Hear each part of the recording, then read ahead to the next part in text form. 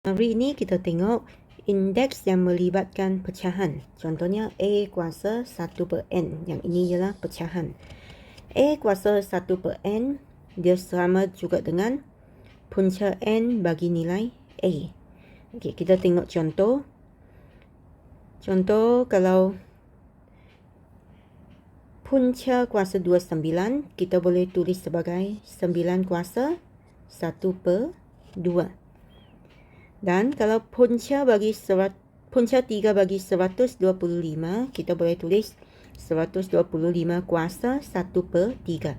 Di sini perlu saya ingatkan bahawa apabila kamu tulis kuasa tu jangan terlalu besar. Contohnya 9 kuasa 1 per 2, jangan tulis begini.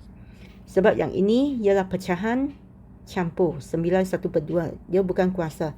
Kalau kuasa dia mesti kecil-kecil di bahagian atas sahaja. Okey.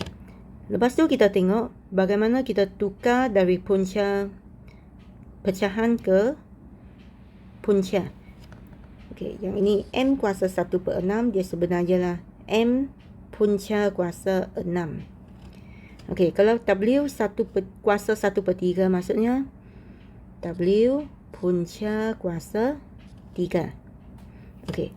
V kuasa 1 per 2 maksudnya V punca kuasa 2.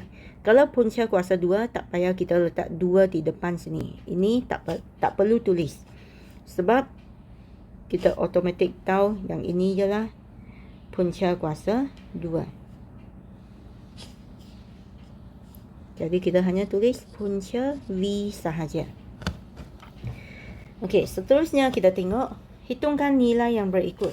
9 kuasa 1 per 2. Yang ini sama juga dengan punca kuasa 2, 9. Ini boleh terus tekan kalkulator, dapat jawapannya 3. 16 kuasa 1 per 4.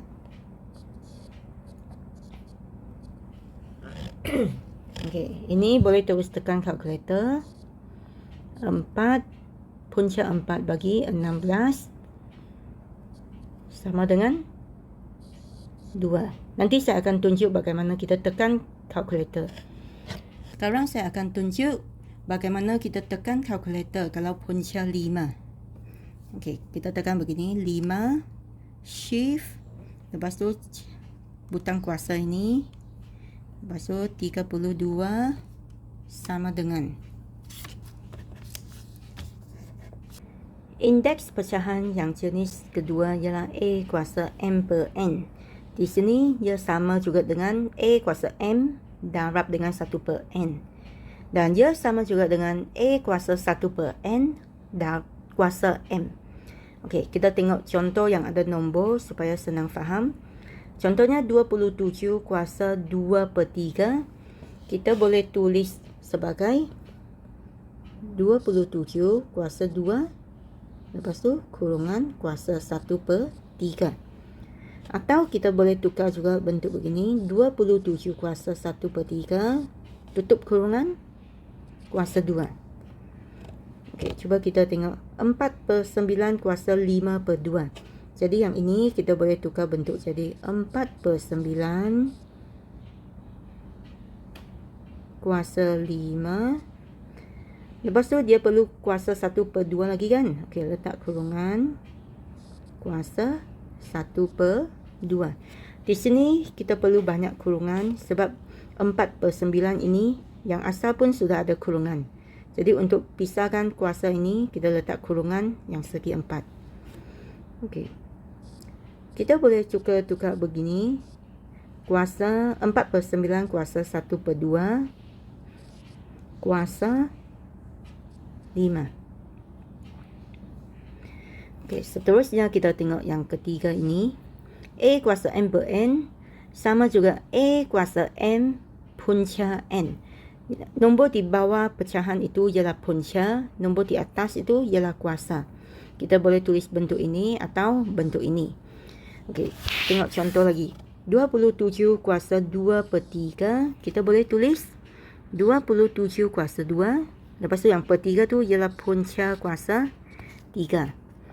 Ataupun kita boleh tulis begini, punca kuasa 3 bagi 27 dan ada kuasa 2 di luar. Okey.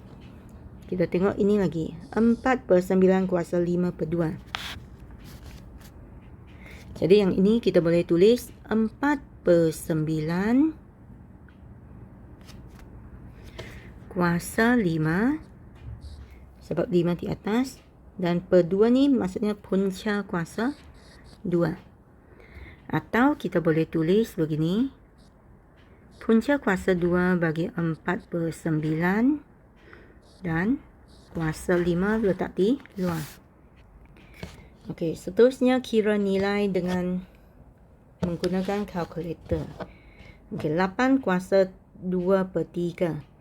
Kita boleh tulis sebagai 8 kuasa 2 punca kuasa 3. Jadi 8 kuasa 2 sama dengan 64. Punca kuasa 3 sama dengan 4. Okey. Selain itu kita boleh juga buat begini. 8 kuasa 2/3 sama juga dengan punca kuasa 3 8 kuasa 2. Punca kuasa 3 bagi 8 ialah 2. Jadi 2 kuasa 2 sama dengan 4. Atau kita boleh buat begini juga. 8 ialah 2 kuasa 3. Okey, sebab 2 darab 2 darab 2 sama dengan 8. Jadi nombor 8 ini kita boleh ganti dengan 2 kuasa 3.